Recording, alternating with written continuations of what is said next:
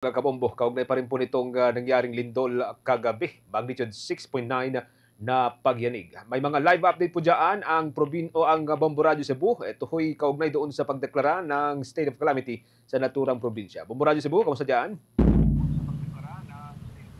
Tanghali mga kabombo. Live tayo dito ngayon sa Bugod District Hospital dito sa Northern Cebu. Ang epicentro ng pagyanig ng lindol kagabi, araw ng Martes, Setyembre 30, 2025. Umabot na sa 154 ang natalang sugatan. Samantalang 53 naman ang natalang patay. Dito lamang yan sa Northern Cebu sa natukoy na epicentro ng lindol kagabi dito sa lalawigan ng Cebu. Ito ang istatistiko na itinathala ng Joint Operations Center ng Cebu Provincial Capital dito sa Bugos City District Hospital sa pagmonitor ng pamahalang panlalawigan sa pagtugon sa kinakailangan na tulong ng mga Cebuanos. Sa naitalang namatay, 40 ang nasa Bugos City, 11 ang sa San Remigio, 10 naman sa bayan ng Medellin at tag-iisa ang bayan ng Sogod at ng Tabulan. Naitalang isang patay sa bayan ng Sogod ay nahigit pa ito ng Bombo Radio Cebu News Team sa Sitio Canduang sa Barangay Dumulog sa nasabing bayan na mababay lang sa National Highway kung saan isang 70 anyos na lola ang nasawi ng buhay niya dahil natabunan nito ng gumuhong lupa ang kanyang tinitirahan sa munting bahay. Pinagtulungan pa ng mga local disaster personnel, Bureau of Fire Protection at ng Philippine Army Engineering Brigade ang retrieval operation, ngunit natatagalan sila dahil may banta pa rin ng pagguho sa nasabing lugar na hamak na delikado din sa mga rescue personnel.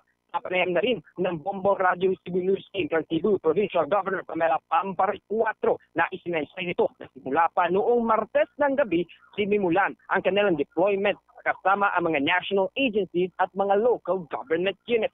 Nakig-partner na rin ang pamahalang panlalawigan ng Cebu sa iba't ibang mga district at provincial hospital sa lalawigan upang pumunta dito sa Bugos City at tumulong sa mga medical personnel. Ngayon na din ang pagtulong ng mga pribadong ospital. Labis na kinangailangan ngayon ng Cebu Provincial Government ang karagdagang medical personnel dahilan na nagtawag ito ng call for volunteers dyan sa kanilang social media o public information office.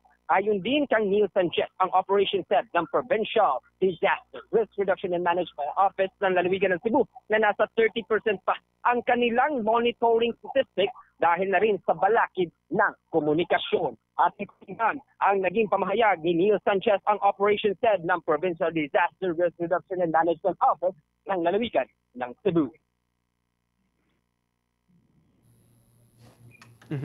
Bumukayan? Yes, Bombo Genesis. Okay. Sige, balikan siguro natin na mamaya no, ang ating naging panayam dyan. Meanwhile, si Vice Governor, may ilang statement din yata. Pakinggan natin. Ngayon we're mobilizing the resources of the Cebu Provincial Government. Yung legislatura is assisting the Executive Department, the Governor, in dispatching all the available na mga resources to help ang yung mga tao natin na naapektaran, most especially in the north. Kanina lang we passed a resolution declaring the entire province of Cebu under a state of calamity. Ating napakinggan mga kabombo ang pamahayag ni Cebu Vice Governor Glenn Anthony Toco sa kanyang pahiwatig sa naging desisyon ng Provincial Board na magdeklara na ng provincial-wide state of calamity dahil na rin sa pinsalang naidulot ng 6.9 magnitude na lindol na tumama sa Northern Cebu. How's that, Bombo Genesis? Okay. Sa supply ng pagkain, yung mga lifeline natin, kamusta ang sektor, ng mga naturang sektor o yung sitwasyon ngayon dyan? Kaugnay nito? Patungkol dyan, Bombo Genesis, nasa initial stage pa lang ang pagbibigay ng mga ayudang pagkain para sa ating mga residente dito nga rin sa Northern Cebu. Dahil prime priority ngayon ng mga otoridad ang clearing and retrieval operation para sa mga nasalanta ng lindol. Sa ating nga nakikita dito sa National Highway sa Bugos City, Bombo Genesis, iilan ng mga backhoe, iilan ng mga dump truck ang inactivate ng provincial government upang tulungan ang mga infrastructure problem. Katulad na lang ng mga nag-crack na mga asfalto, nag-crack na mga concrete roads na para bang papel na kinumot siya Bombo Genesis, no, na hadlang ito sa transportasyon ng mga malalaking truck na nagdadala ng mga ayudang pagkain para sa ating mga kababayan. May mga isolated areas ba na natukoy ngayon? I'm sorry, Bombo Genesis? Isolated areas, merong mga natukoy ang mga lokal na pamahalaan dyan na hindi maabot na? Yes, Bombo Genesis, no, but it is an isolated cases at napakaliit lamang, ilang mga purok, sitio at mga barangay lamang dito sa Northern Cebu ang naitala at hindi rin sila karamihan dahilan na madali lang itong maabot ng mga rescue personnel sa pamamagitan na rin ng kanilang mga foot patrol o paglalakad na ng mga rescue operation personnel sa paghahatid ng mga tulong para sa ating mga kababayan dito sa Cebu. Bombo Ever? Alright. Bombo Ken, dun sa, for confirmation lang, dun sa mga naitala na more than 60 na nasawi, ito ba'y pawang mga Pilipino lang o may mga nadamay din ng mga dayuhan? Kasi as we know, ito nga Cebu ay isa nga sa top tourist destination ng mga foreign nationals. Magandang katanungan yan, Bombo. Wala namang naitala na may mga dayuhan na may na isa sa mga naisantala dito. Even though na ang probinsya ng Cebu is one of the tourist hubs dito ngayon sa buong Pilipinas at buong Asia. Puro mga residente, puro mga Cebuano. Nakita ka natin kanina dito ngayon sa Bugo City District Hospital na sinilid sila silang body bag upang matukoy ng mga pamilya at bago sila mapunta sa mga morgue ay kikilalanin muna ito para maiproseso ng mga ayos ang matatawag natin Bombo Ever na mga pagproseso ng labis na mga biktimang namatay.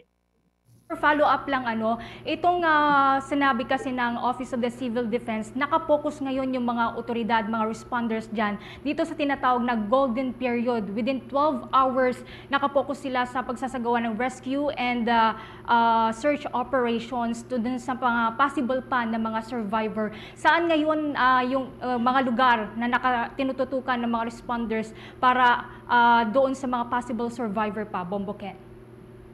Tama ka dyan, Bombo Ever, no? Within the span of 12 hours since 10 p.m. Last night, Bombo Ever, nagsagawa agad ng Office of the Civil Defense dito sa Central Visayas ng kanilang operation sa search and rescue, retrieval and clearing para ito makatawid ang mga tulong na ipamimigay sa iba't ring mga residente na na-stranded o na-trap sa ilang mga bahagi dito ngayon sa particular na dito ngayon sa Northern Cebu. May nakita pa nga natin kanina Bombo Ever, no, na may gumuho na isang lodging house na tinitirhan umano ng dalawang pamilya na galing pa daw sa Masbate at lumipat sila dito sa Bugo City sa Northern Cebu upang matatawag natin na upang likayan ang tinatawag nating paghagupit ni Bagyong Opong sa nakaraang araw at linggo lang. Matatawag din natin na kalubha-lubha lang ang sinapit dahil dito mismo sila sa Cebu sinapit ng kanilang katapusan ng buhay. Okay. Sige, from time to time, makiki-update tayo, Bombo Ken, Bombo Radio Cebu. Pero from Bago City at San Remigio, diyan sa may Cebu City mismo, medyo malapit-lapit din ito. Anong mga sitwasyon naman diyan? May mga ganito rin bang damage o mas kaunti ng bahagya?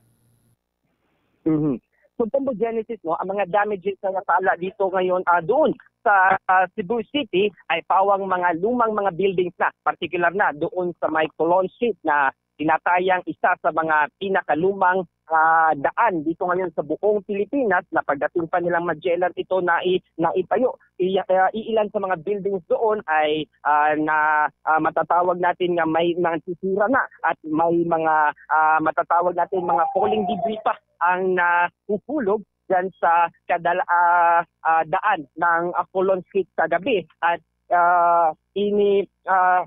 natawag natin na cleaner naman nito ng atong Cebu City Government, Bombo Genesis. Okay, sige. Tulad ng banggit natin kanina, from time to time, makiki-update tayo dyan sa may bahagi ng Cebu Province. Maraming salamat, Bombo Ken, Bombo Radio Cebu. Live mula rito sa Bugo City District Hospital. Ito si Bombo Kenapor ng Bombo Radio Cebu, Bombo Radio Philippines, the number one and most trusted source of news and information. Basta Radio. Bombo. For the most trusted source of news and information, visit our website at www.bomboradio.com. Follow us on Bombo Radio mobile app, Facebook, YouTube, TikTok, and X, formerly Twitter. Like, share, and stay connected. Anytime, anywhere.